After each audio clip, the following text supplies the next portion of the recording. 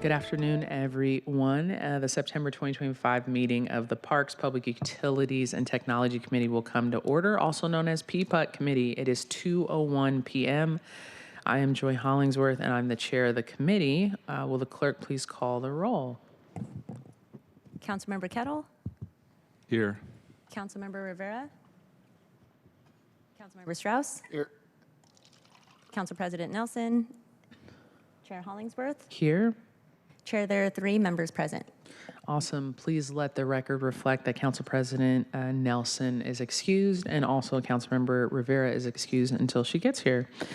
We have another packed agenda before committee breaks for our city council budget deliberations, including legislation coming back for a vote from our last committee meeting. So we're going to go ahead and get started. We'll now consider the agenda, and I'm moving to adopt the agenda. Is there a second? Thank you. It's been moved in second. And if there's no objection, the agenda will be amended to consider item 3 as the first item on today's agenda. No, I apologize. Okay, my apologies. I'm sorry. Let's back up here. I was reading a different piece of the script. My apologies. The agenda has been adopted. Thank you, colleagues. We're now going to move to public comment.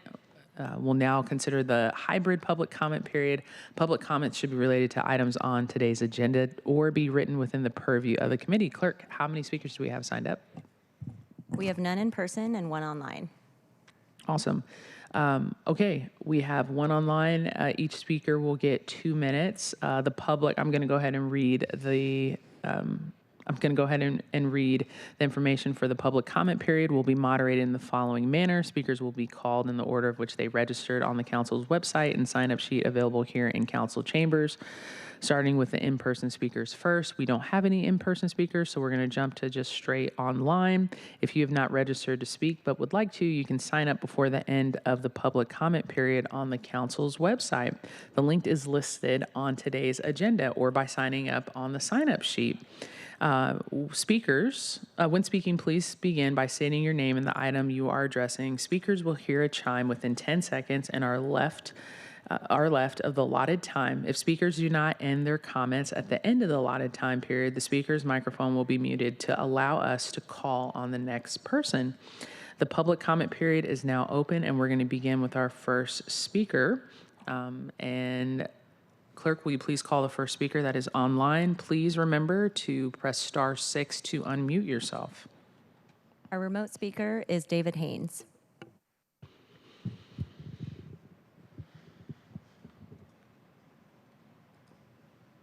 Hi, thank you, David Haynes. I want to address the utilities.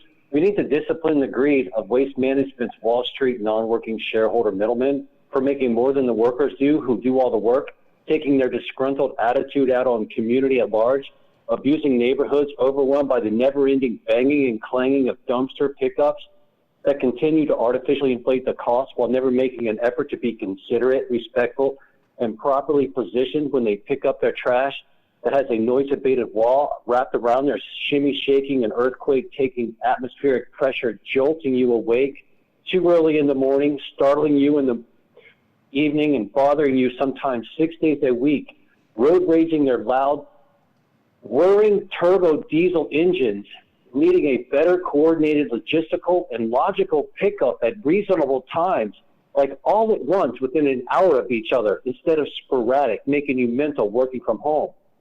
Why is council increasing fees when Waste Management made $726 million in 3 months of the second quarter, April 1st to June 30th to 25, and $2.72 billion in the last 12 months?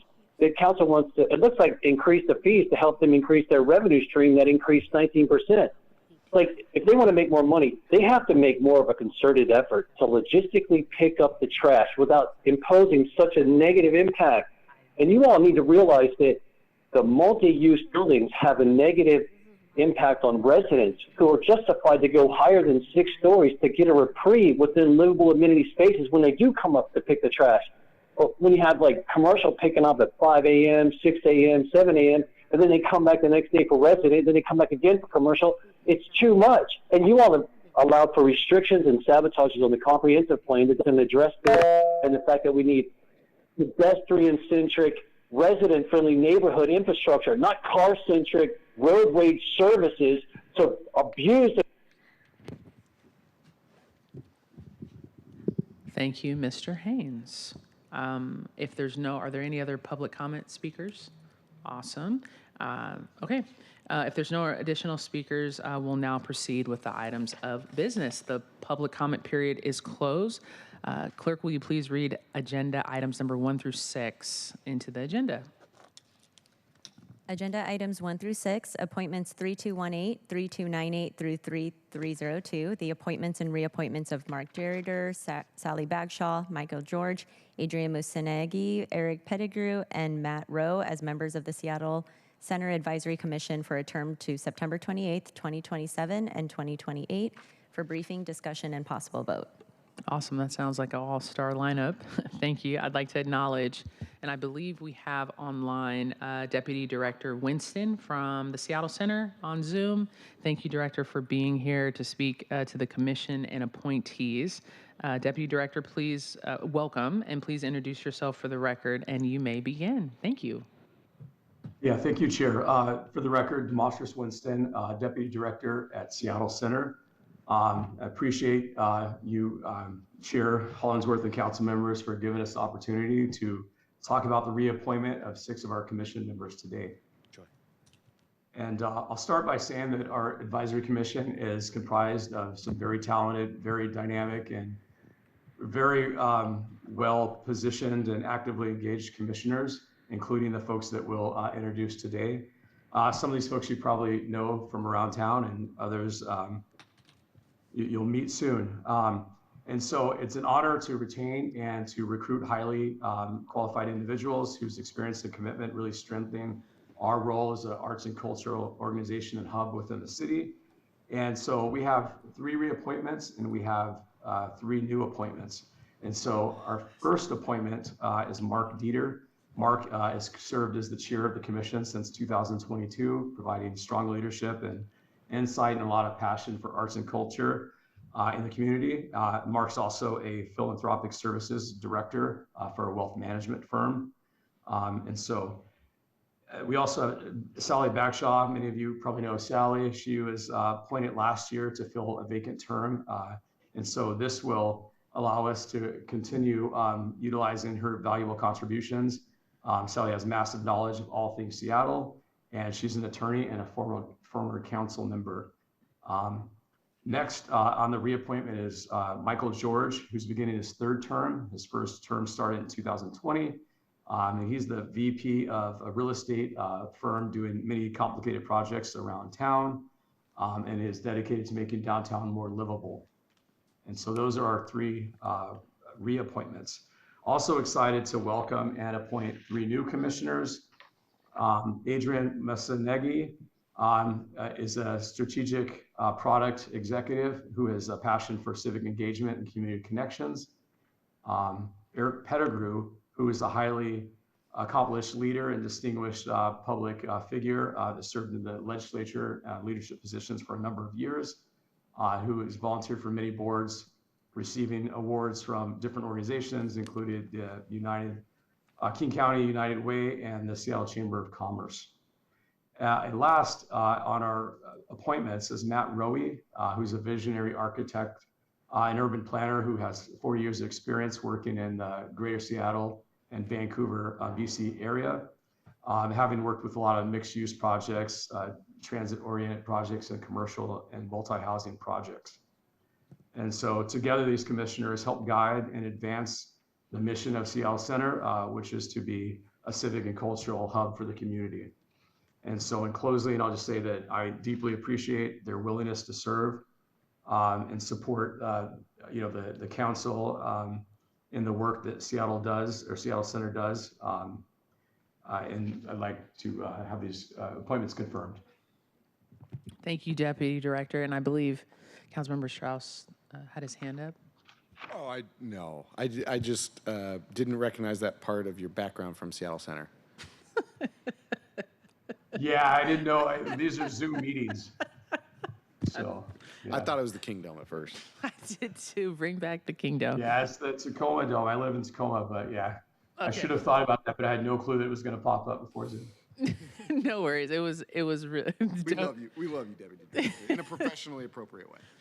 Thank you, Councilmember Strauss. Thank you. That was a great laugh. Thank you, Deputy Director Winston. I definitely wanted to thank the 6 volunteers that are, 3 volunteers that are being reappointed. Mark I'm going to butcher his name and I apologize. Dieter.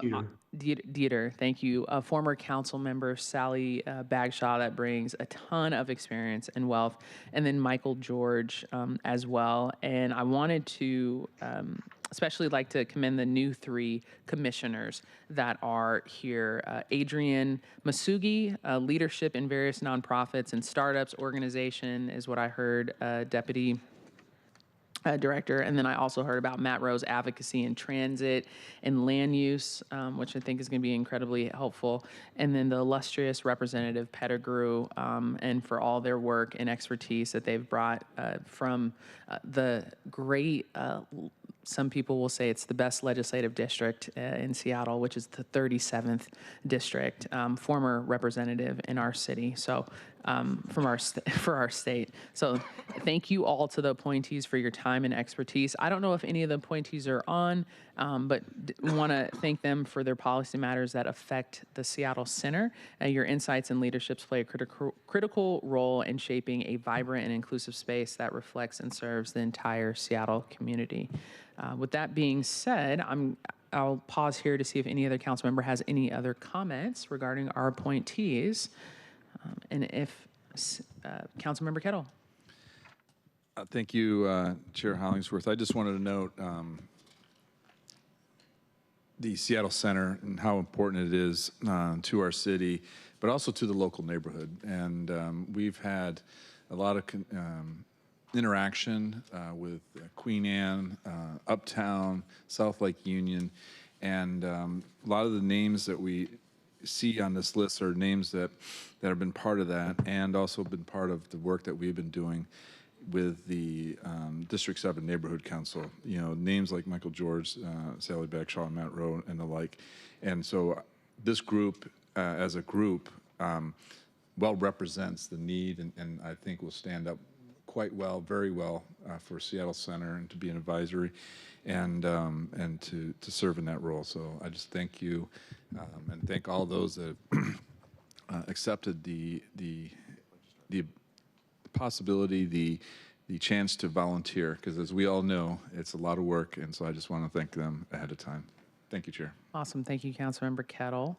And with that being said, I'm going to go ahead and move that the committee recommends the confirmation of appointees 3218, 3298 through 3302. Is there a second? Second. Thank you. It's been moved and second. To confirm these appointees, will the clerk please call the roll on the recommendations? Councilmember Kettle? Aye. Councilmember Rivera? Councilmember Strauss? Yes. Chair Hollingsworth? Yes. There are 3 in favor, none opposed. Awesome. The motion carries, and the committee recommendation to confirm the appointees will be sent Tuesday, September 16th, 2025, for the City Council meeting. Clerk, will you please read? Chair, I'm sorry, I'm having a little technical difficulty. I just wanted to say that is a dream team of a group of people to be on a commission together. I mean, everyone from Michael George to Eric Pettigrew to Matt Rowe, Sally Bagshaw, it's the team that I would want to be on. So just wanted to share that. Thank you. Awesome. Thank you, Councilmember Strauss. And will the clerk please read the next agenda items into the record? Agenda items 7 through 9, appointments 3295 through 3297. The appointments Jane Stonesifer, Kevin Werner, Dia Zhang as members of the Board of Parks and Recreation Commission for a term of 3 years from council confirmation. For briefing, discussion, and possible vote, presenting today is Superintendent A.P. Diaz. No worries, and I want to thank Director Winston, who's still on, for their participation in talking about the Seattle Center Commission. And we are honored to have Superintendent Diaz here to talk about these appointments. Whenever you're ready, go Thank you, ahead Chair and start. Hollingsworth. And here comes Ms. Stone-Cipher. Good morning, council members, or good afternoon. It's a pleasure to come before you today to seek your approval of appointment of our newest Tacoma Parks Department, Seattle. Seattle Parks and Recreation Commissioners. We have 3 appointments before you today. I'm joined and honored to be with Jane Stone-Cipher. We're also asking for appointment of Kevin Warner and Daya Zhang. Jane Stone-Cipher is a longtime advocate for Seattle's parks and open spaces. She's been a business and community leader in the Seattle and Puget Sound area for over 30 years. In 2011, she became vice president of the business development and finance at Woodland Park Zoo. And under her leadership, the zoo expanded its operations and partnerships, including a major collaboration with the Seattle Public Library. Since 2017, Jane has served the Washington Park Arboretum Foundation, first as executive director, and since 2024 as director emerita. She played a key role in successful financial negotiations related to the SR 520 bridge replacement project and the recent agreement renewal for the Seattle Japanese Garden. We have firsthand knowledge of Jane's insight, instincts, and unwavering dedication to helping our public parkland thrive, and she's been a wonderful partner and has welcomed me to the Washington Arboretum Foundation Board, as well as getting to know that entire system. So I'm really excited that she has decided to step up in service here. Kevin recently retired after 28 years of service with the National Oceanic and Atmospheric Administration, where he focused broadly on climate resilience. He holds advanced degrees in atmospheric science, public administration, and political science, and has dedicated his adult life to public service. He has served on several local boards, most recently the Move Seattle Levy Oversight Committee. Throughout his career, he has worked to promote climate and environmental justice through applied science and equity-centered policy. He's a native Seattleite and has lived in a number of neighborhoods across the city, including Leschi, Capitol Hill, Ballard, Fremont, the U District, and Wedgwood, giving him a well-rounded perspective on how climate and economic inequities impact Seattle's diverse communities. And I'm excited for his partnership to support our thriving environment pillar. And lastly, David Zhang, a licensed architect with over a decade of experience in capital project management. Daya. Daya is excited to contribute her professional expertise as well as her expertise as a new parent to the Board of Park and Recreation Commissioners. Since moving to Seattle 6 years ago, Daya has found the city's parks and recreational spaces to be essential to her daily life here in Seattle. She's an avid jogger and hiker and regularly enjoys Seward Park, King Hay Park, and the Amy Yee Tennis Center. These spaces have become integral to her family's routine and have deepened her appreciation for the park system's vital role in supporting health, joy, and mobility across communities. Daya brings a strong passion for building healthy, thriving, and inclusive communities and looks forward to advancing that vision as a member of the BPRC. We are thrilled to nominate Jane, Kevin, and Daya and are looking forward to the knowledge, expertise, and experience each of these candidates will bring to the Seattle Parks Board of Recreation Commissioners. Awesome. Thank you. Thank you again, Superintendent Diaz. And I know we have in person, and I don't want to butcher your name, last name, Miss Jane Stone-Cipher. Stone-Cipher. Would you like to say anything at all?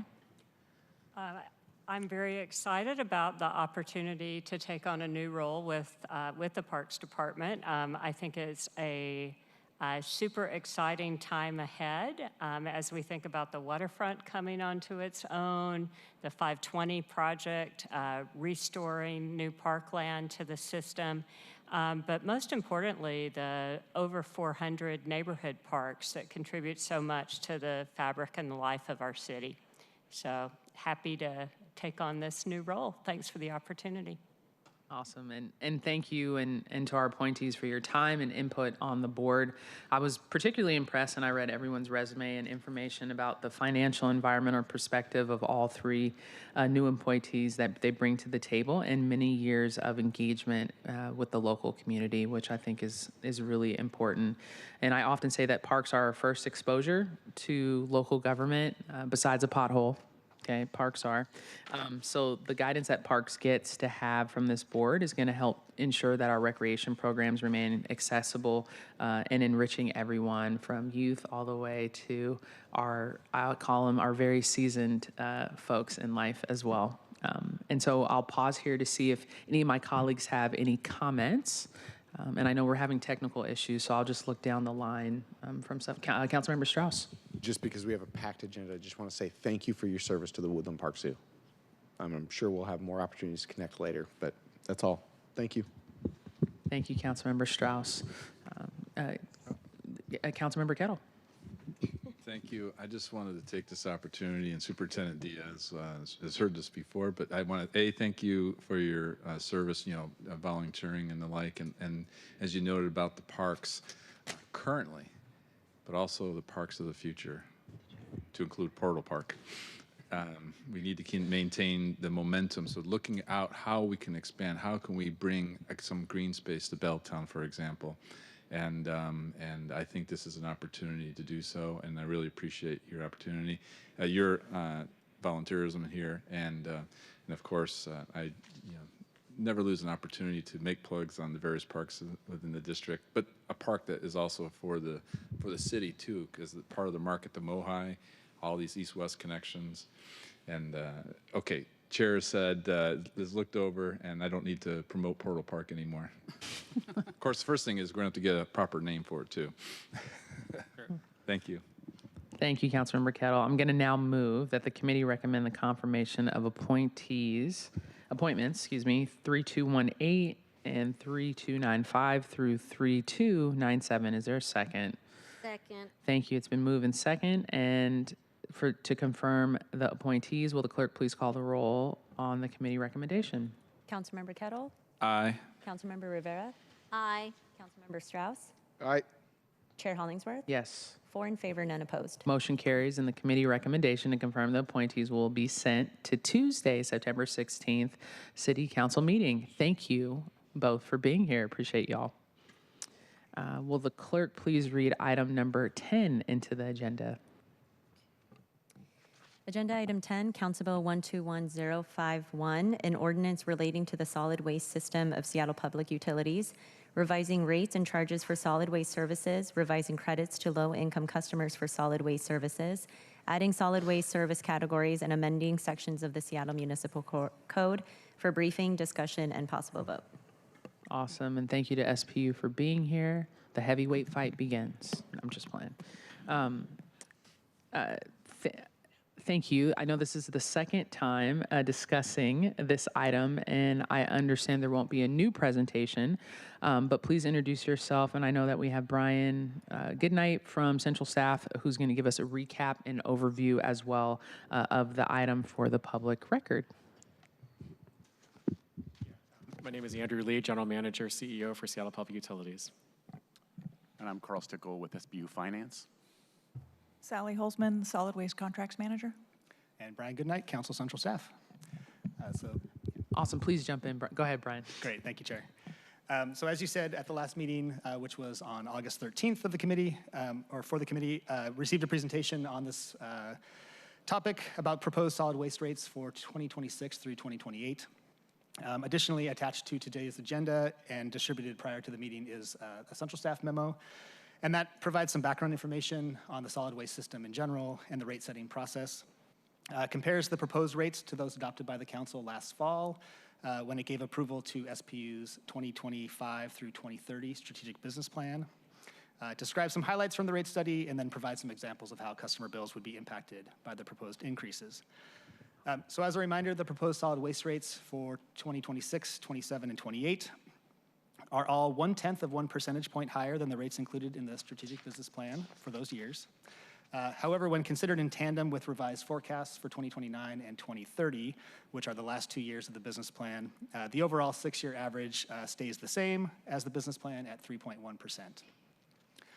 The variations generally between the business plan and the proposed rates are the results of SPU staff performing a detailed rate study. This is what they do for every rate setting cycle. So they determine the revenue requirement for the time period, update the demand forecast, incorporate any new services or initiatives, and then ensure that the financial policies for the Solid Waste Fund are met. If the viewing public is interested, or the council members, the rate study itself is attached to the summary and fiscal note as attachment A in the legislative record. And then the one thing that I wanted to highlight from the proposed legislation, which was also covered at the last committee meeting, is the proposed inclusion of a new special item pickup service to be rolled out over the next 2 years. So in April 2026, SPU intends to offer customers the ability to, once per year, dispose of a special items box for electronics and small appliances and 1 battery bag.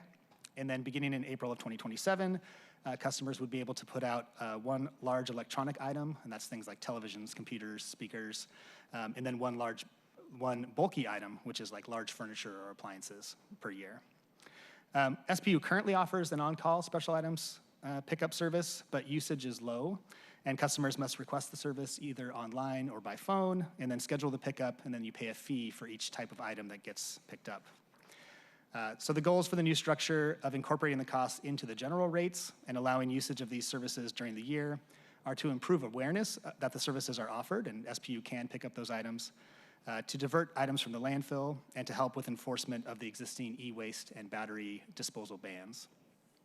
And then lastly, these new services do come with costs, specifically about $4.8 million per year after the full suite of services is launched. In terms of impacts on the rates, if the new service was not included, so right now the proposal 2027 and 28 have 3.5% proposed increases. Those would be reduced down to 2.9% and 2.8% respectively. So as you can see, we have SPU staff here and myself to answer any questions, and that concludes my remarks. Awesome. I don't know if any, Director Lee, if you had anything to add before we ask questions. No, I don't, actually. Okay, awesome. I see a bunch of questions. So thank you for that presentation, and also just a recap in the memos that you've been providing us to Brian. You all have done a phenomenal job. Councilmember Rivera, followed by Councilmember Strauss. Thank you, Chair, and thank you, General Manager Lee, and everyone for being here, and including our central staff. The proposed increase for that special pickup project is going to increase the overall fees by 50%, was my calculation. Is that correct?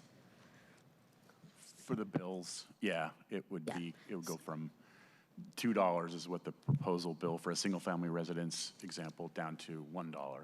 Yeah. So yeah, it would be a 50% for single family residence. This is an overall increase. Everyone is sort of a cost sharing almost, in that everyone would pay this rate so that everyone could have this service. But right now, you can use the service. You have to call in or do it online, and then you pay if you're utilizing the service. So this is more like almost like a cost sharing, so everyone can have it. The unfortunate part of this service is that then it increases everybody's rate by 50%. And at a time where folks, and we keep hearing from folks that all our rates are increasing on everything from utilities to property taxes, it's just becoming more and more expensive for folks in this city. And I'm sensitive to the fact that we keep getting told, you know, our rates keep increasing, utility rates keep increasing, property rates keep increasing. So it was possible to do the rate increases. We have to do rate increases from time to time. I understand that. But then there's like the must, we have to do this, versus this would be nice to do, but is this the right timing? Because everything seems to be getting more and more expensive for folks, and we're hearing across the board how they're spent. It's just the livability piece and the affordability piece is really challenging for folks right now. And I'm concerned about, though I am an environmentally conscious individual very actively, not just as a say I'm gonna do it, I practice it in my everyday life. I am sensitive to the fact that this is going to be a 50% more increase to folks. So Chair, I am concerned about this particular rate increase, including this special program, because it will have that 50% more. Everyone's gonna pay 50% more to have this special program that we currently administer and that people can pay if they have those items. And I understand the awareness, and we can still do the awareness without passing on the extra 50% increase. Why don't I, if it's okay, I'll speak. Director Lee. Councilmember Rivera, appreciate your concern. And I'll start off at the high level. I think we've spent a lot of time making sure that the rates increases that we're proposing are as minimal as they can be. And so we've strived to try to maintain rates that are at or below inflation where we can. And fortunately, the solid waste utility is one of the utilities where we have the most ability to do that. And so as a whole, again, we've tried to prioritize keeping the rates low. It is a policy level decision, and that's why we're, I think, seeking the guidance. We've made a recommendation, obviously, to include these services. The drivers behind including them, I think what we hear from our customers and from our mayor's office administration as well is that convenience is king when it comes to disposal of either furniture, large bulky items, or electronics e-waste. And the ability to put it outside at your home and have somebody take it away and not have any barrier is a huge, it frees people up to do that. And the hope is that, especially with batteries and more electronics, we see those things getting thrown into the trash, and that leads to things like fires in our transfer stations, and those are health and safety risks. So our hope is that this will actually facilitate more things getting into the right places when it comes especially to some of those hazardous materials. On the bulky items in particular, what we've seen is an increase, especially in our legally dumped goods. And so we see those. You see the free couches on the side of the streets, which have to get, unfortunately, picked up by our staff. And those numbers, especially since COVID, increased substantially. And where our taxpayers, unfortunately, are having to pay the burden on that. And so one of the advantages of this is our hope is that it will discourage that by giving people an easy access to be able to pay for that and just put it out on their front door and have it removed already. So those are some of the reasons why we've kind of recommended, again, this policy decision. But it is a policy decision whether or not to do this. Yeah. Sure. So are you saying that if someone has a couch, they could just put it in front of the yard and you guys will pick it up? Or do they have to actively still do something about that? They still have to call in and schedule the pickup, but in this case, that bulky item will get picked up for free. It'll be included in their rate that they're paying. But right now, they still have to call, they just pay for that item. That's correct. So there's no, I mean, they still have to actively make the call and schedule the pickup and do all that. Yeah. The other question I have is around outreach, the outreach that you did broadly to ratepayers to say, did you do a survey? Like, would you rather pay a little more but have this service to everyone? Or do you, like, sometimes when we do this kind of thing, we do the outreach and we ask and we get some information by which we can make these decisions. Was that done? And Yeah. if so, what were the outcomes? Who did you reach out to? And kind of broadly across the city, how many people and things of that nature? Yeah. I'm gonna Ratepayers, defer- obviously. Yeah, no, absolutely. I'm going to defer to Sally if you're aware of any. Yeah. We have done outreach throughout the program, asking customers how they do they appreciate the service and do they participate in the service? And many want to participate in the service, but the outreach, a specific survey was not done, but when we talk to customers about the service, they oftentimes don't know about it, or they may be choosing a different, like junk service, because those are promoted heavier and they're paying more for the service. So what we want to do is offer up a benefit to the customer through additional outreach that is less expensive than a potential junk hauler or an illegal dumping on the side of the street. So A specific survey we did not do, but we do communicate with the customers regularly about the service, and they like it. It's just we want to promote it more, and we want to give them an incentive to do it so they don't have alternatives that are not as good as this service. Understood, thank you. And do you know, can you tell me about that, who you spoke with, how many people, how you did that outreach? Oh, no, this is through our current service. With our current service, we get feedback from each of the service after the customer finishes the service. So we get feedback on how did it go, was it cost effective? So it's anecdotal, is not necessarily a qualitative. It's more, sorry, it's not quantitative. It's more qualitative. Oh, sorry. So it was just to the people who have called in and used the service. That's right. Not ratepayers across the board. That's right. And so was there any communication about this increase to ratepayers across the board and getting feedback about that? You mean the proposed embedded service? Because this is going to increase by 50% their bills. So did you get input from folks across the board, ratepayers, on what they thought about that? Are they willing to do that? We did not get a specific survey about the proposed service. What we have done is talk to those customers, receive their feedback, and we want to be proactive and ambitious about improving upon the service we provide to these customers, because the alternatives are not very good across the board for the majority of customers. They have to have a car to get to the transfer station. They would have to call a different kind of service where they would pay more, or they would leave it on the street. So we're trying to get in front of this service. We do know that regionally we are competitive with the bulky item service, so we know that it's a service that other regions, other municipalities offer, and they offer similar embedded items or free items. So we know that we are not as competitive as our neighboring municipalities. Thank you, but I think that the question I was asking is broadly, not to the people that use the service, but to ratepayers across the board. You didn't do a communication about this. Yeah, no, I think that's accurate. We did not ask them the specific question, would you be willing to pay for this additional service by this much? Yeah. Or that you're going to be changing rates and it will include this. That's correct, right. Any thoughts Yeah. around that? No Yeah. feedback opportunity if they wanted to.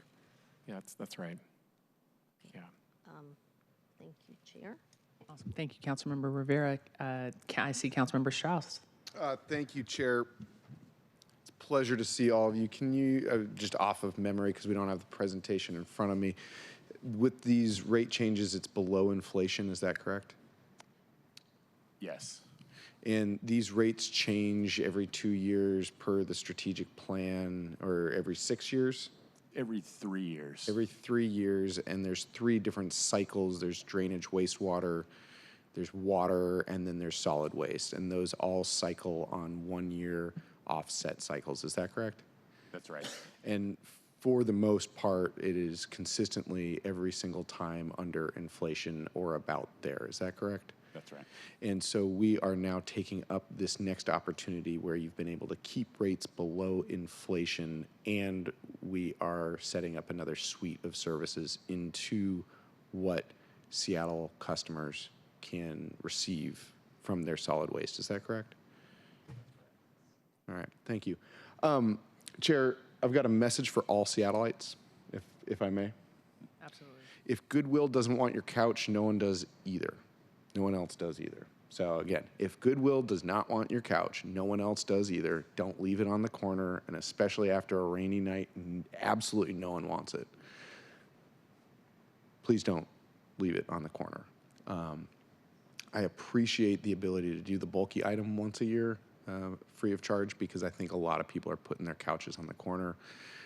Maybe wishful thinking that other folks want their ripped up couch. Not likely, but it's definitely off their hands, right? I still own a truck simply so that I can go to the dump. The tip fee is $30, which is the same cost as 2 extra rounds of trash at my home pickup. And I know that not everyone has the ability to store a truck, to keep a truck, to have a truck, to like a truck, right? And so I appreciate the ability to do so. You shared with me were with the committee just a moment ago, the dangers of having batteries and electronics in the trash with potential for fire, et cetera. Are we being penalized with the landfills for, is there another cost added in if we were not to do this? Said another way, we are at this point creating this suite of options for people to be able to drop off a bag of batteries once a year. Is there a cost to us for not doing that? Absolutely. You know, I want to say once every month or once every other month, our fire crews have to come out to our facilities to address a fire. And these things, you're probably familiar, the lithium-ion batteries, they sustain themselves. They're kind of their own source of oxygen or sort of combustible fuel. And so they're extremely difficult, and we have to wait till they get put out. And so that's a burden on our emergency management staff, both their time as well as their resources. So it is a general fund burden, actually, to have these continuing to come into our facilities. Because you're having to use general fund and not ratepayer funds. That's correct, yeah. Okay. And not to mention, our transfer stations typically shut down, in some cases for as many as 4 hours or longer. And so there is a stop to the service, and that also has its own associated impacts. And just to dig into this a little bit more, for your other lines of service, drainage, wastewater, I guess it's really just your water source. That's where customers are outside of the city of Seattle.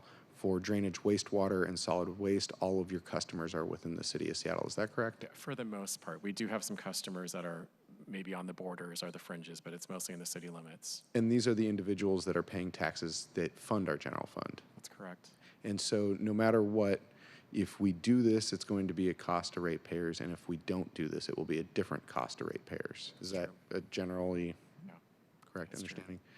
Thank you for running down. And just to put a finer point on it, if I can recall correctly, it would be an average of $1 additional per month for multifamily, average of $2 per month more for a homeowner, and about $20 a month more for a business. Is that correct? That's correct. Okay. In the most professionally responsible way, love you all incredibly, but we are also colleagues joined by Sally Hulsman. Sally is a queen amongst queens, one of the folks, the unsung heroes of our city. Thank you. You are who I call when I've got problems. And the worst kind of problems. And I can't thank you enough for being so responsive and so solution-oriented with every single time we email or call. It's incredible. I wish we had more people like you. We have a lot of folks out there that that are, that work like you, but there are so few that are that drive solutions like you do. And I just can't miss the opportunity to thank you in public and on the record. Colleagues, I shared with SPU, thank you for coming and having that long briefing with me. It was very helpful.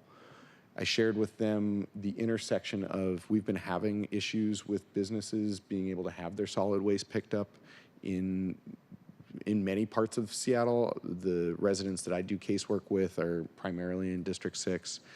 We need to keep working it out. Bob came and Jeff, is Jeff here? Jeff, there's Jeff. Thank you for your email, Jeff Fowler. Very helpful.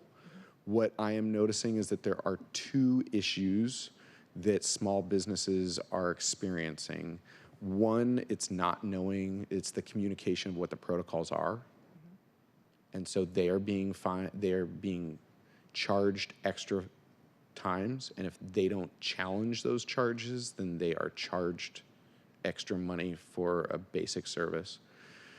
The restaurant owner that I spoke with this morning quoted across Washington State, smallest restaurants, owner-operated restaurants, have about a 1.5% profit margin, right? And so when we add $240 to a bill over the course of a year, where each of their dumpsters are costing about $320, I believe, per month, that's a lot of money. And so I understand that we have to update the rates and update the rates in these ways.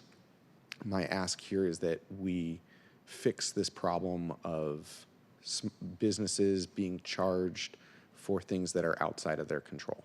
And so, Chair, because I've had extensive discussions with the utility about this and understanding that we're up against budget, I believe that it would be prudent today to vote this out of committee so that we are not in, so that we don't leave it within your committee's jurisdiction and then wait until some of these questions are finalized and resolved about communication and protocols before final passage, if that's all right. Absolutely. I'm comfortable with that, and thank you, Councilmember Strauss. I do see Councilmember Rivera, so I'll go ahead and call on you, Councilmember Rivera. Yeah, no, absolutely, Councilmember Rivera. Yeah. Thank you. I want to say that the services won't be free of charge because they're, again, the rates are going up 50% in order to cover this particular service. And while you're paying now general fund to manage for what you're trying to pass on in this particular rate increase, these taxpayers also pay into the general fund. So I would love to see the rate not increase by 50% more just to accommodate this service and just be able to provide this service to anyone who needs to use it. But I'm also mindful, again, about what we hear on a daily basis from constituents about their costs increasing. And so to me, everything in life is about a compromise and an ability to respond back to taxpayers. And so I would vote for the rate increase without that 50% to cover this program because everyone is getting saddled with so many increases, and we're just hearing folks there is a livability, affordability piece, and everyone pays into this. And I want to say right now, I super appreciate the utility discount program. Of course, there are many people that don't qualify but are living on fixed income. I have a number, and General Manager Lee, I so appreciate you because you understand where I'm coming from. We've had this conversation a lot. I have a lot of folks in my district who are retired and living on fixed income, and every increase to everything that we do has an impact. And so to me, I would have preferred, and especially this year when cost seems to have gone up more for everything, including food and, groceries, et cetera, that maybe we could have done let's increase the rate. Maybe this program is something, it's more of a nice to have than more must have, and maybe we could do that the next go round, given everything that's happening right now. So for those reasons, I'm not going to vote for this rate increase with this in it, but without I would have. I'm concerned about, was it necessary to increase it by that 50% at a time when people are struggling? Thank you. Thank you, Chair. No problem. Thank you, Councilmember Rivera. And as Brian mentioned, I just wanted to note in his memo, and you all have said it, I think you did, Councilmember Rivera, that the rate increases are driven by gradual increase in demands to pre-pandemic levels, a new special item pickup service that has been included, and some inflation as well. In addition, our utility discount program will still apply to the 50%. Will still apply the 50% discount for those who qualify. I'd also like to note and thank the executive has released a report that was in April, and correct me if I'm wrong, with their findings on how we can increase this enrollment. And I'm going to be making sure that I keep an eye out on that because as you've heard from all of us here on the dais today, that we are obviously concerned about affordability. I am comfortable with voting on this today, and I do understand your position, Councilmember Rivera, and I really appreciate you elevating that today as well. But I know that we have to get this moving out of committee, and I know that we're going to address some of the concerns that Councilmember Strauss had and some questions, and then also continue the conversation with Councilmember Rivera as well. So I'm going to, the next thing I'm going to do is I'm going to move that the committee recommend passage of Council Bill 121051. Is there a second? Second. Thank you. It's been moved and second to recommend the passage of the bill. Are there any final comments from my colleagues at all? Seeing none, clerk, will you please call the roll? Councilmember Kettle? Aye. Councilmember Rivera? No. Councilmember Strauss? Aye. Chair Hollingsworth? Yes. 3 in favor, 1 opposed. Motion carries, and the committee recommendation will be sent to Tuesday, September 16th, City Council meeting. Chair, if we could, No, it's not going to be sent to the September. It's the following meeting. Councilmember Strauss. my request would be to hold the bill until we resolve these questions. Understood. Thank you. And that will be my request as well for us to do that. So thank you. So it's not going to be sent to the 16th. We'll hold it until we address those concerns. Thank you, Councilmember Strauss. Thank you. Thank you all. Councilmember Rivera. Yes, can you please, what are the concerns we're going to resolve? Councilmember Strauss, you mean the ones I've brought up or something you've brought up? Sorry. In the comments that I just provided regarding the briefing that I received, the concerns that I discussed were the small businesses being charged by Waste Management for things that are outside of their control, SPU, not necessarily having the protocols and communication tools dialed into the level. I'm essentially just trying to get myself out of this job where I'm the case manager for these folks in my district that I connect with you. Every customer should know what the protocols are through the communication channels that we have established. And so the question of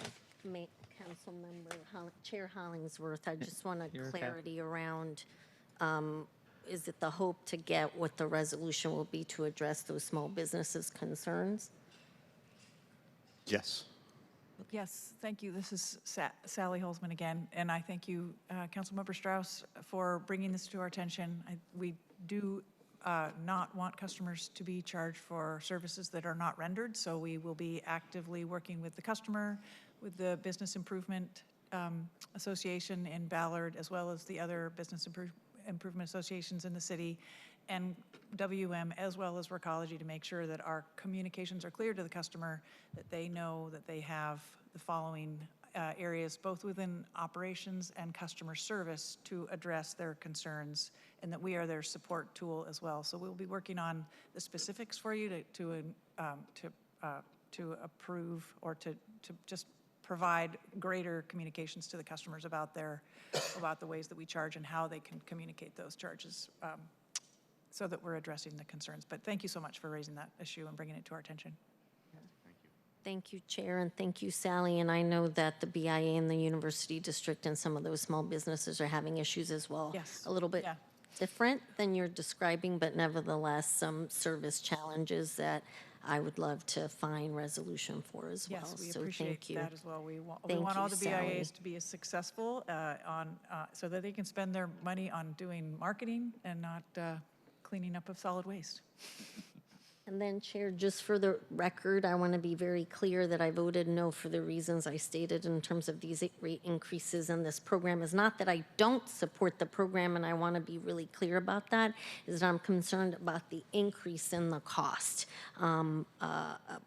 It just becomes burdensome for some of our retirees, and that is, that's real. And so I want to be able to support the program. Like I said, it'd be great if we didn't have to pass on the additional to the ratepayer. Thank you. Awesome. Thank you, Chair. No worries. Thank you, Councilmember Rivera. And just for the record, this will not be sent to the Tuesday, September 16th. We will hold it until we get our issues resolved with SPU and the rest of some of the council members. Thank you so much. Really appreciate it. Will the clerk please read item number 11 into the agenda?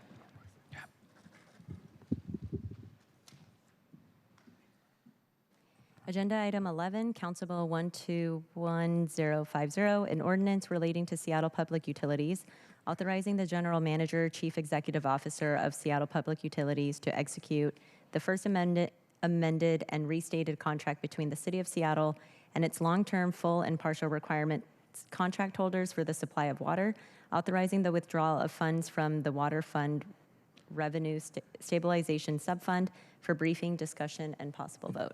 Awesome. Thank you and welcome back.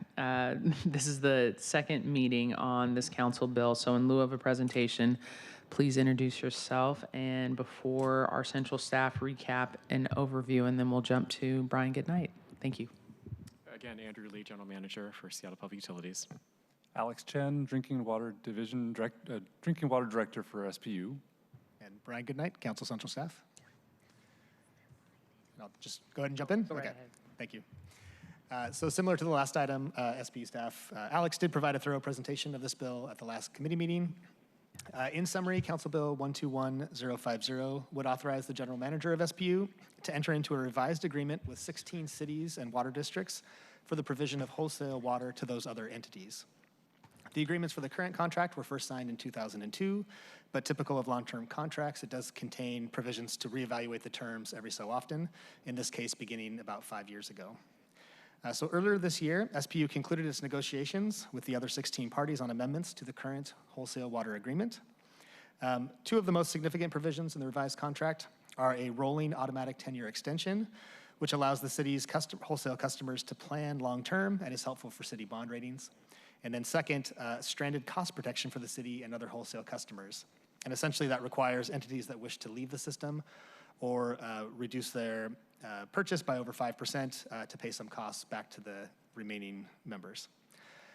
The other significant action that's authorized by the council bill is the return of $27 million of overpayments to wholesale water customers that have accumulated since 2018. This is funding that was kept in a separate subfund of the water fund, and so it won't impact the health of the broader water fund or any of the other city funds. To authorize the spending, however, the bill would amend SPU's expenditure authority in the 2025 budget and would impose a proviso on those funds, just ensuring that they may only be used for reimbursing the cities and water districts, the wholesale water customers. And lastly, because of this budget change, when and if the bill gets to full council, it does require a 3/4 majority of the council to pass. And that concludes my remarks. Awesome. Thank you, Mr. Goodnight. And I will pause here to see if any of my colleagues have any questions. This is our second presentation for this council bill. Councilmember Strauss. Thank you, Chair.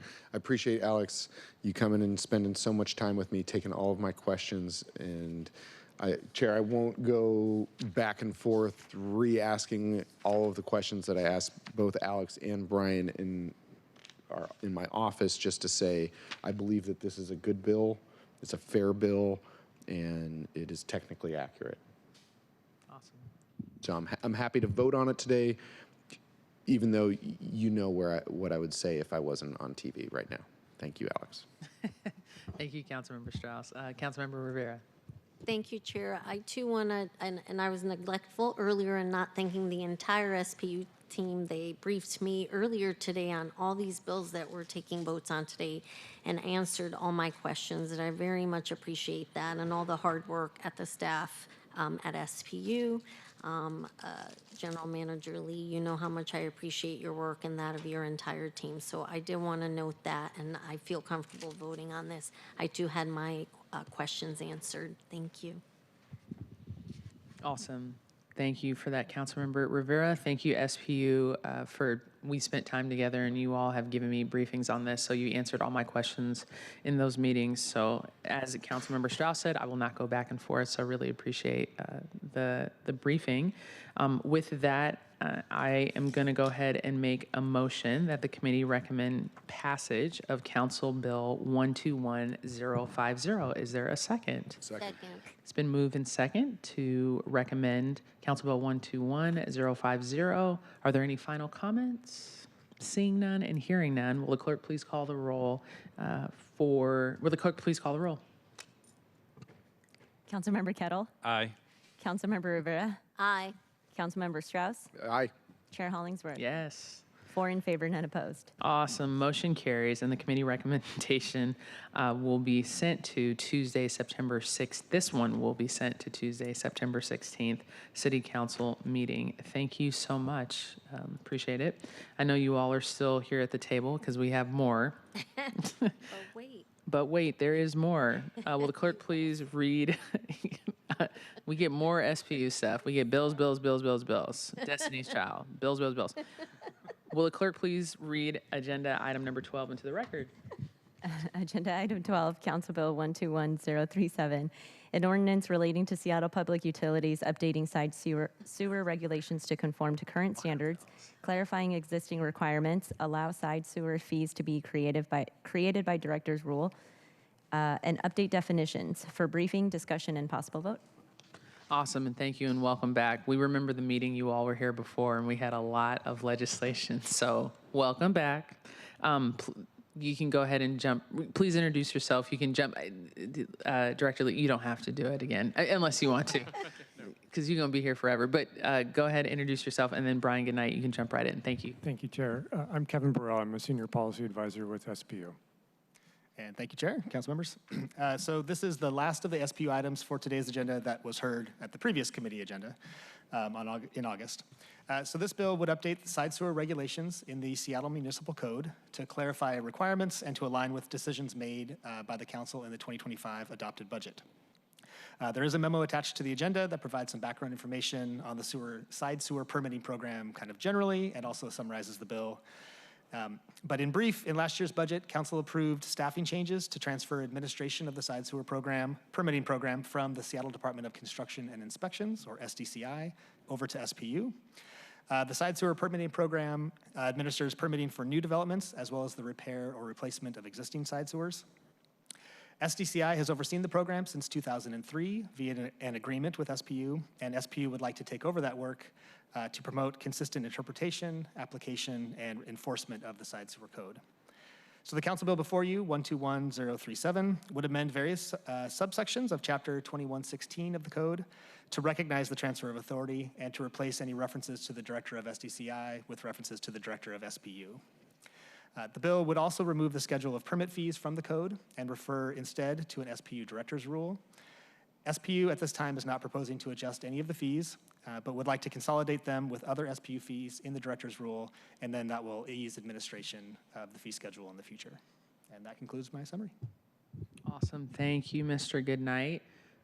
Colleagues, I don't know if you have any, I would like to, if SPU, if you have anything to add, I know you're here at the table to answer questions or anything. Yes, okay, thank you. Colleagues, do you have anything? Councilmember Strauss. Sorry for being that guy today, Chair. Kevin, thank you for putting up with my really bad jokes and my trick question from the last committee. As I said last committee, this is a smart decision. This is government efficiency. We are creating government efficiency with this change, and it's something that I support. Thank you, Brian, for all of your feedback as well. Good job. Awesome, thank you, Councilmember Strauss. Anyone else, Councilmember Rivera or Councilmember Kettle? No? Thank you, Chair. Okay, I'm comfortable in voting on this today. Thank you for being here and then putting together this legislation. I don't want to piggyback off Councilmember Strauss, but he doesn't mind. But just double down on what he said. Smart piece of legislation, and it makes sense. So I'm going to move that the committee recommend passage of Council Bill 1210-373. Is there a second? Second. It's been moved and second to recommend the passage of the bill. Clerk, will you please call the roll? Councilmember Kettle? Aye. Councilmember Rivera? Aye. Councilmember Strauss? Aye.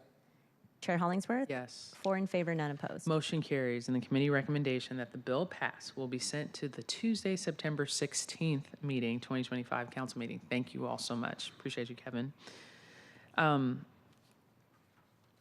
And Director Lee knows that's his spot today. Okay. Will the clerk please read agenda item number 13 into the record?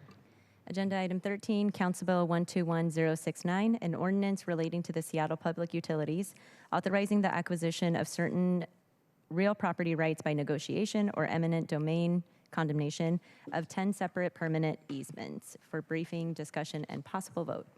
And I know that this is a new agenda item, so this is the first time we heard it, but I also, and we're kind of late, right before budget season, but I also knew that you all explained that this was an urgent piece of legislation that was much needed.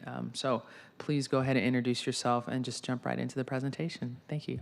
For having us today. Sierra Galowski, SPU Drainage and Wastewater. Jonathan Brown, SPU Project Manager. Jerry Caruso, SPU Real Property Manager. And I will lead off on this, and I think we'll have to bring up the presentation. We might need help with that as we're doing that.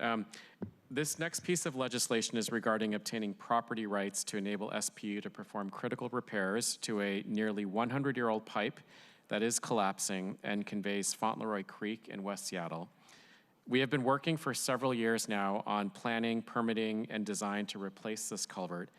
And what changed and made this so urgent was that we had been performing monthly video monitoring of the culvert, which again is near Fauntleroy Ferry Terminal, and recently noted that it had significantly degraded since our last monthly inspection. That triggered us to expedite the legislation that is before you. This legislation would authorize SPU to acquire property rights to replace the failing culvert. Specifically, it would allow us to acquire by negotiation or condemnation 10 permanent and 18 temporary construction easements. The actual compensation to property owners will be subject to fair market value determination. With me here today is Sierra Galowski, who works in our Green Infrastructure and Drainage Program, Jonathan Brown, the project manager for the project, and Jerry Caruso, our real property manager. I do want to give a quick pause, though, before we jump in. Throughout the city, we have an extremely complex network of creeks and pipe culverts. Some are publicly owned and yet are on city-owned property. Some are privately owned on private property, and some are publicly owned but on easements on private property. So it's all just a myriad of mixtures. When the piped parts of this system are nearing failure and are publicly owned, it is our responsibility to replace it. And if we don't, we risk incredible damage to the public or to private property if we fail to do so. These projects, unfortunately, have incredible impacts. They are typically very, very close, because we're a dense built-out city. They are close to private property. They are intrusive. They have construction impacts. And we are, in all situations, committed to managing, mitigating, minimizing those impacts where we can. And that is true of this project. But again, where we need rights and property rights to perform this, it is our duty to do so. And that's what we are committed to doing. So with that, I will pass it on to Sierra and Jonathan and Jerry to do the presentation. Thank you. So this legislation is about one of two high-risk culverts on Fauntleroy Creek, which is in the southwesternmost portion of the city, District 1. We're looking at the California Avenue Southwest culvert and the 45th Avenue Southwest culvert. We will be replacing both of these failing culverts with fish passable culverts as required by state and federal fish passage requirements, since there are coho salmon present in this creek. To give you more context about the watershed, Fauntleroy Creek starts up in Fauntleroy Park, and it passes through these two culverts before entering into the Puget Sound. Now, this legislation focuses on the culvert that is circled here in red, but I wanted, for your awareness, to share a quick overview of the California Avenue Culvert Emergency Repair Project, which is circled in blue.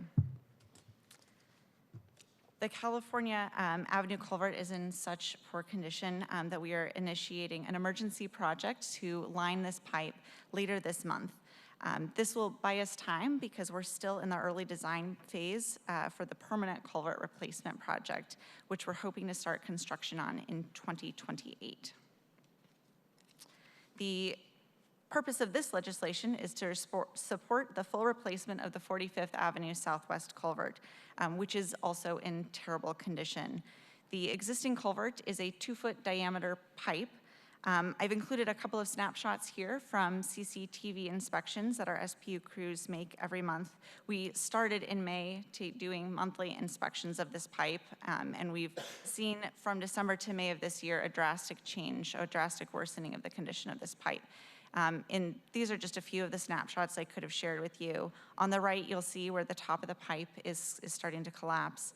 And on the left, you'll see where soil and groundwater are entering through defects in the pipe. That means the soil is no longer on the outside of the pipe where it should be to hold up the road, the steep slope going down to the creek. Both the poor condition of this pipe, this culvert, and the undercapacity of it create a high risk of blockages. Failure of this culvert could destabilize the ravine. It could impact 45th Avenue Southwest. It could impact other infrastructure and or private property. We are right now in the final design phase of the project. As of August 2025, this is our current project schedule. We're looking to advertise for bids in February 2026, start construction in September of 2026, and complete construction by May of 2028. I did want to note that community outreach has been ongoing since 2019. That includes public meetings, tabling events, attending community events, and also attending events that are organized by local community organizations. As I noted, the culvert is at high risk of failure, but because we are so close to advertising for bid, we're not proposing to move this project forward as an emergency repair like the California Avenue Culvert project at this time. I did want to note that any delay in our schedule will make it more likely that we will need to proceed with an emergency response to this culvert. At this time, we're planning to continue to monitor the culvert closely, but because of that worsening condition, we want to mitigate any schedule risks to get into construction as soon as possible. In addition to this being a failing culvert, there are actually a lot of benefits to this project. The existing culvert is a fish barrier, which means it blocks access to upstream spawning habitat for coho salmon. We'll be replacing the existing failing 2-foot diameter pipe with a 14-foot wide culvert per state and federal requirements, fish passage requirements, which stem from tribal treaty rights. By installing this new culvert, we will restore access to upstream spawning habitat, but we will also be making significant creek and riparian habitat improvements. That means upland too in the ravine. As you can see in the rendering here, the current deciduous forest is actually in poor condition. It's infested with invasive species, and we will be planting back a conifer forest, which will regain ecological services such as resistance to invasive species, biodiversity, air quality, and of course, fish life. This project also supports the local Salmon in the Schools program, which releases salmon into Fauntleroy Creek every spring upstream of the culvert. And other benefits of the project include providing safer working conditions for our SPU crews, providing climate resilient infrastructure, and greatly reducing the risk of culvert blockages and flooding. This is an aerial view of the project. You can see in blue the existing 2-foot diameter failing culvert, and in bold black is the new 14-foot culvert per state and federal sizing requirements. For comparison, on the left, you can see what a 2-foot pipe would look like. That the fish and the entire creek are conveyed through that today, and we will be replacing it with something that looks similar to up above, where the stream is able to meander through much more naturally. From this aerial image, you can also see that the adjacent buildings are actually quite close to the proposed culvert footprint. Which brings me back to today's legislation about the acquisition of 10 permanent and 18 temporary easements, which are necessary to construct the replacement culvert. This map shows the temporary easements in cyan blue and the permanent easements in green, some of which are needed for the culvert itself and some of which are for contractor staging and parking. I'm going to zoom into the red box for a closer view of the easements adjacent to the culvert. So in this zoomed in view, you'll still see the permanent easements in green and the temporary easements in blue, and the new culvert in dark black. Some of the permanent easements are for the permanent retaining wall that SPU will own and maintain. That will help stabilize the steep slope down to the creek. Other permanent easements around the culvert itself are necessary for stairs to provide safe access for SPU crews to access both ends of the culvert. The temporary easements, the 18 temporary easements, are 24 months in duration. The project team has provided notices to and maintained ongoing communications with property owners since 2024 about these easements. And SPU is currently getting appraisals for fair market value compensation for the permanent easements, temporary easements, and tree removals on private parcels. So the reason for this legislation is because to install the new culvert, we are looking to acquire these 10 permanent and 18 temporary easements through negotiations. However, if we are unable to negotiate successfully with the property owners, we are preparing for condemnation and appeal, which would delay the start of construction for the full culvert. For our schedule, I've already walked us through that, and so I'm not going to go too much more into detail with this, but I did want to note that we appreciate the opportunity to bring this easement ordinance before council in September, because this saves us 3 months on our overall project schedule. So this is the end of my presentation today, but I did want to note I have Jonathan and Jerry here, and we're all happy to answer whatever questions you may have. Jonathan and Jerry, did you all want to add anything before we jump to central staff at all? Okay, awesome. Mr. Goodnight? Thank you, Chair. I don't have any substantive comments. I've been in the briefings with them, and the materials all do what they say they do. Thanks. Awesome. And before I ask my questions, I just wanted to pause here. Well, I'll just ask my question first. What has the engagement been with the property owners and the outreach? Jonathan, do you want? Well, I've had some direct conversations with the property owner for the Alpine Chalet apartment building, Mr. John Downing, and he is. We're engaged in a conversation right now. We're not. He is not.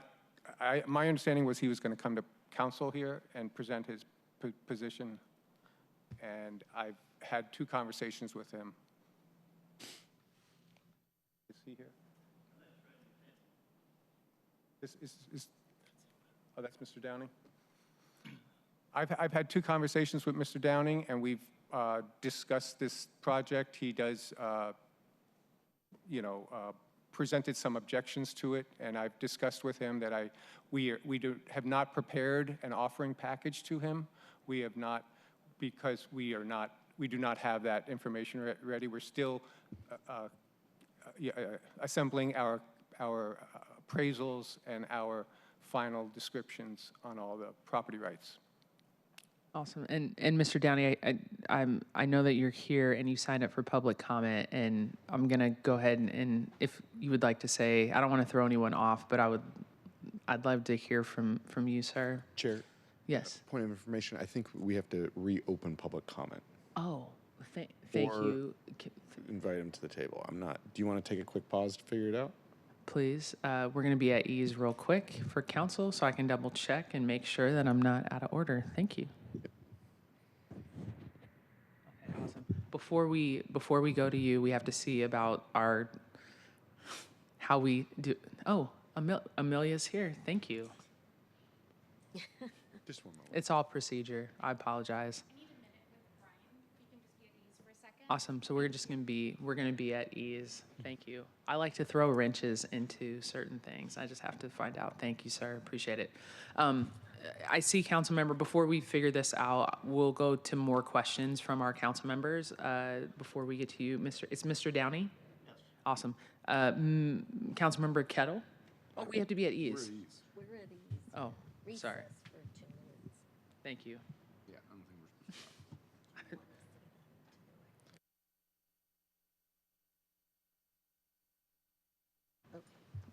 If we're at ease, we should be standing with our hands behind our back like this.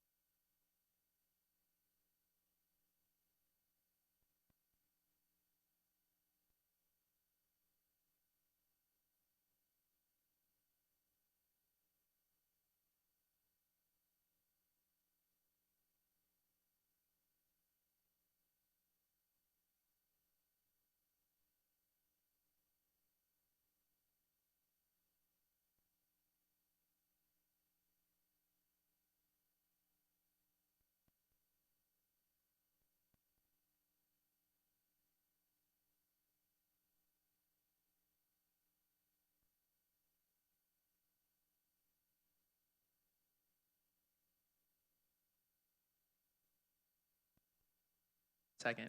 All right, go ahead. Council members, hi. Hey.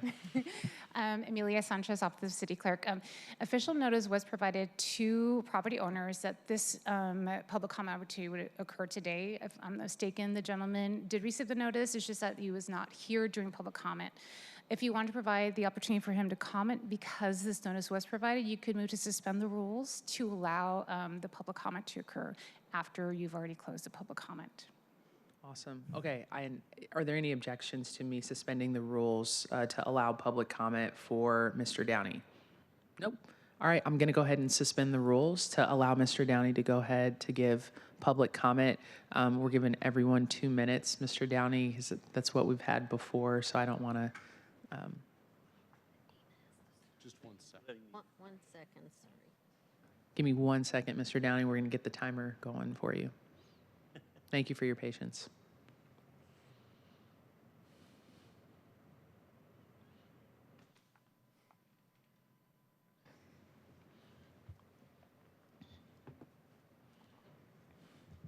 And the timer will begin once you start. Thank you. Thank you for letting me talk. We are, another fellow and I own this building. And like everyone, we believe in fish, and this is a good project. We think it should go forward. We want to support it. They are taking our parking lot, which will have no parking for the tenants. There is virtually no street parking close. And the things I've been discussing with Mr. Caruso is that it isn't just the parking lot that has value, it's the business operations of the apartment building. This is going to have equipment and vibration and noise, and tenants are not going to want to live there for that, with that. So there has to be some kind of just compensation for the loss of income from the building. We have a mortgage we have to pay. And looking at it from a tenant standpoint, they're not going to want to live somewhere with all this equipment and everything right in front of their doors. There's not this apartment building doesn't have interior halls. This is an outside walkway building. In addition to that, the land is very unstable. We've had to repair the sidewalk multiple times. We just recently, within the last year, had to repair the metal structure that has the walkway on it and the stairs. Fell away from the building because of the land is so unstable that we had to prop it up and put in huge concrete foundations under the pillars. So this is a combination of getting just compensation for this project. We want it to go forward. We want to be positive about it. We don't want to get into a lawsuit, but we've got to have just compensation. That's it. You still have time. You still have 10 seconds. We just want just compensation. That's the whole question. All right. Thank you, Mr. Downey. Oh, and for the record, let me close public comment. We extended it. Thank you, Mr. Downey, for those comments. We're going to go ahead and close public comment now. Thank you, colleagues, for allowing that. I want to call on Councilmember Kettle, and then I know that other council members have more questions. Thank you. Thank you, Chair, and thank you, everyone, for attending from SPU. Of course, Mr. Goodnight from Central Staff, and those who are attending from community and the departments. And my question is, and this kind of goes actually to some comments made last night, regarding the fact that we do now have a fully inset district system here on the council. So I recognize this comes to this committee, but in terms of outreach, have you outreached to Councilmember Saka and his team? Okay, and separately, and I don't know West Seattle, but like for my district, any relevant neighborhood community councils and the like. So it's not just been knocking on individual residencies or business. It's been to those groups as well, in addition to our district representative for District 1. Yes, that is correct. Jonathan can speak more to it because he's been giving those presentations and working closely with those local organizations. Yeah, so we've had the opportunity to meet several times with the Fauntleroy Community Association, the Fauntleroy Watershed Council, as well as holding public events at the hall at Fauntleroy. And we've attended other community events like Fauntleroy Fall Fest and Fauntleroy Food Fest, and had tabling events up near the project site as well. Is there a Fauntleroy or West Seattle chamber that you've met with? No. I'm not sure if there is one, but obviously from that perspective, it's important too. I was just curious, Chair, in terms of the outreach and just to ensure that all that has been done. I figured as much, but sometimes you just go around knocking on doors of residencies or residents or businesses, but these other groups, and we have a rich collection in District 7. And I know there's some in District 1 for 2. I just wanted to ensure that those have been reached out to as well. So thank you. Thank you, Councilmember Kettle. Councilmember Rivera. Thank you, Chair, and thank you, Sierra and Jonathan, for meeting with me earlier and taking me through this project, this really important project, which I know you have to do. It's a must do because, and then the more you delay, I appreciate the proactivity because if you delay, it has, right now it's not an emergency today project, but if it falls down, caves in, then it will be we have to do it today. So I appreciate that you're being proactive so that you can do the outreach and you can explore the mitigation efforts for as you're doing this project. And I had questions about what are you doing on the mitigation side, noise and other things. And so I appreciate that you are exploring how to best manage for all the things that have popped up because you have time now to explore those. I appreciate all the outreach that you've been done. I had similar questions about outreach to Councilmember Saka. And I appreciate that there's still opportunity to do further outreach because you can do that. Like I said, you're being proactive. So I just wanted to underscore those really key points that this is something that SPU has to do because if it is deteriorated, so it must be replaced. I appreciate that it's being replaced in this thoughtful way with salmon recovery in mind because I sit on Waira 8. I was just with General Manager Lee at Beersheba Park earlier this week, looking at the waterfront there and the recovery efforts there. They did, I talked about this colleague at council briefings earlier in the week, but they did an excellent job. And I also want to say a shout out to Martha Newman from SPU who supports me on that council. And also Ashley Towns, who's the community partner who is stewarding that, and also the Serve Ethiopia group, Serve Ethiopians Washington, who are stewards of that land. They go out there, they do maintenance work, and they really are a great partner in that effort too. And salmon have returned.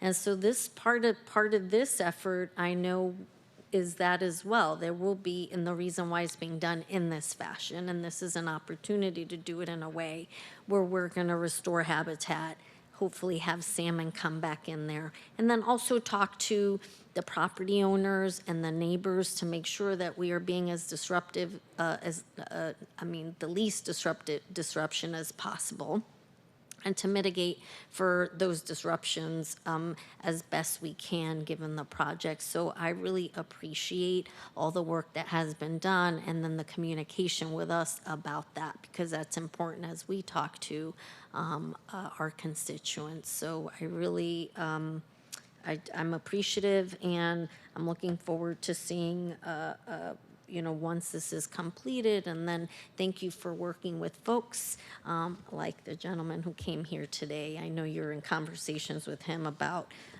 mitigation efforts and just other folks in the neighborhood and other property owners who are also, we know people are going to be impacted and we want to mitigate those impacts. So I appreciate you having those conversations. I appreciate you being here. And we all have to work together to make these projects that we have to do the best possible projects and with the least amount of disruption as possible to our constituents. So thank you, and thank you, Chair. Awesome. Thank you, Councilmember Rivera. And just for the record, just to help us understand that, let's say we pass this legislation today, it authorizes you to not start but enter into conversations and offers with property owners, Mr. Downey and other folks in the area to start this process and negotiations. Yes, okay. Yes, that's correct. Once we, upon getting authorization, we will reach out directly with formal packages and of an offerings and initiate those direct conversations and negotiations. But yes, we will seek to obtain those property rights. Awesome. Based on appraised value and fair market value. And conversations with the property owners and the people that are here, Mr. Downey and so forth. Understood. Yes. Got it. Okay. And I'm looking to my left and right. I know we've been having technology issues, so sometimes people's hand go up and whatnot because of our internet stabilization. Just want to check, Councilmember Strauss. Just say that I'll support this legislation today, understanding that this is the beginning of the negotiations and a continuation of the conversation. And we have to protect these salmon and meet state and federal requirements. Thank you. Understood. Thank you. The beginning of the conversation. That's a way to put it. So thank you for that, Councilmember Strauss. Okay. Also, a special thank you, Mr. Downey, for coming and articulating what you did about your property, and also just, basically just being honest and straightforward about the impact that this will have to the residents and you, and looking forward to hearing the follow-up with SPU and you as well, to make sure that we do this right. And you've heard from the gentleman himself. He wants this to go forward, but just wants to make sure that they are covered. So, in so many words. I didn't articulate that as well as you did, but covered is a good word for everything that you said. All right, awesome. With that, I'm going to go ahead and move that that the committee recommends Council Bill 121069. Is there a second? Second. It's been moved and second to recommend the passage of the bill. Clerk, will you please call the roll? Councilmember Kettle? Before we take the roll, my apologies. Councilmember Rivera had her hand up. Councilmember Rivera. Sorry, Chair. I thought we were going to do discussion in between. I It's apologize. okay. Councilmember No, it's Rivera. okay. I just have two quick points that I probably should have made earlier, which is just assuming that you're going to keep working with Councilmember Saka to add to Councilmember Kettle's point any additional groups or folks that should be outreach should be done to. And then also want to bring up our tribal partners who care very much about salmon recovery and making sure that they're part of the conversations as well. So I'm seeing head nods. So thank you, Chair. Sorry about that. Awesome. Thank you, Councilmember Rivera. And will the clerk please now call the roll on the committee recommendation to pass the bill? You're good. Councilmember Kettle? Aye. Councilmember Rivera? Aye. Councilmember Strauss? Aye. Chair Hollingsworth? Yes. 4 in favor, none opposed. Motion carries, and the committee recommendation to pass the bill will be sent to Tuesday, September 16th, 2025 City Council meeting. Thank you all for your tireless work on this. Thank you. Thank you. Okay. Will the clerk please read the last agenda item into the record? Agenda item 14, Resolution 32175, a resolution relating to Seattle Public Utilities amending Resolutions 31800 and 31825, updating the ongoing customer review panel to provide additional opportunities for young adult engagement, and clarify panel eligibility for optional stipends as SPU implements the 6-year strategic business plan and conducts future plan updates. For briefing, discussion, and possible vote. Awesome.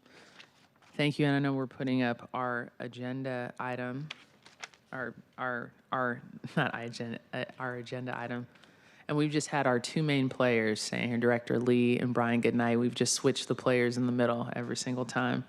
It's a typical NBA team. You have your two really good players. Bookends.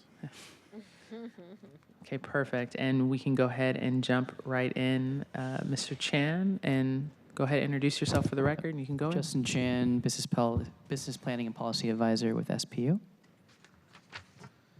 And I will quickly introduce this item. This last item should be brief.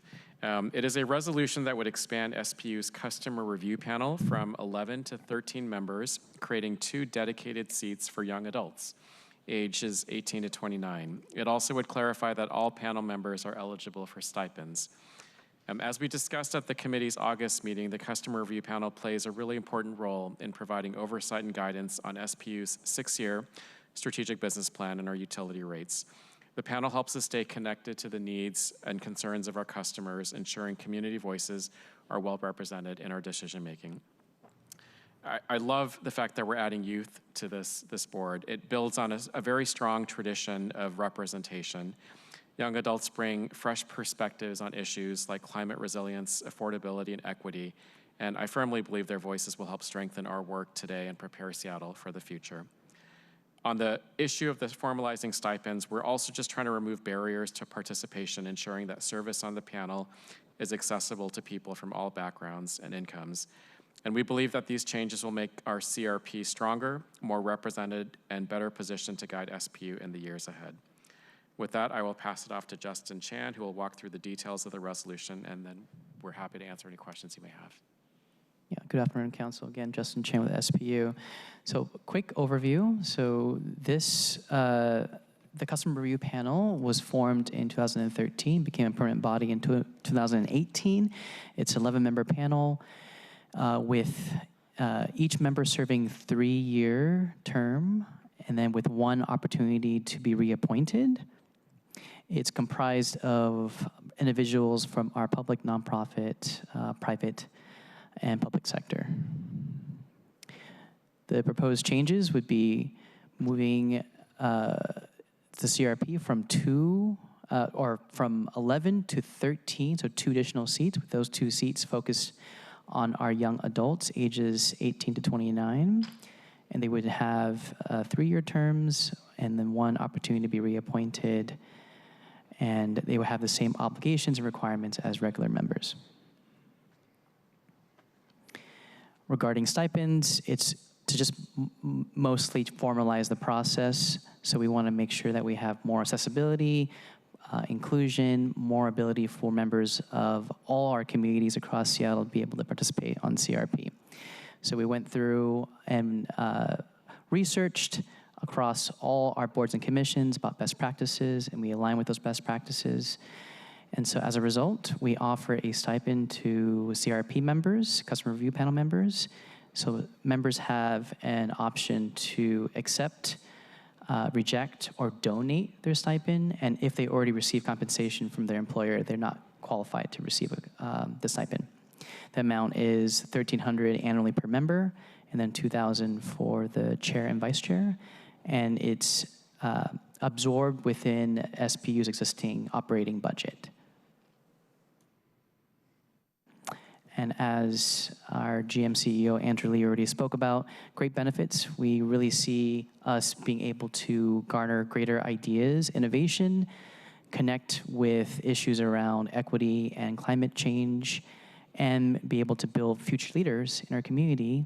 And then with respect to stipends, be able to really reduce barriers, increase participation from different communities, and really honor the commitments of those members. Again, next steps, consideration and vote, full council. We'll do some outreach and recruitment, and then get some appointments. Thanks. Awesome. And no, Mr. Goodnight, anything? No comments, thank you. Okay, awesome. No, I appreciate this. The one thing that sticks out to me, obviously, the stipends for people that are on the committee, and then also the youth seats, I think is so important. I feel like they're always underrepresented in our city, and really appreciate them getting involved in this program. So thank you for that. I will pause here to see if my colleagues have anything. I'm seeing no. This is probably the most easiest thing that we are. Oh, Councilmember Rivera.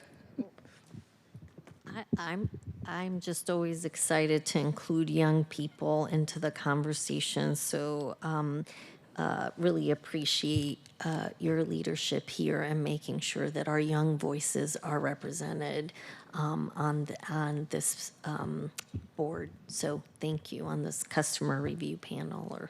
I think it's really critical, and I am full support. Awesome. Thank you, Councilmember Rivera.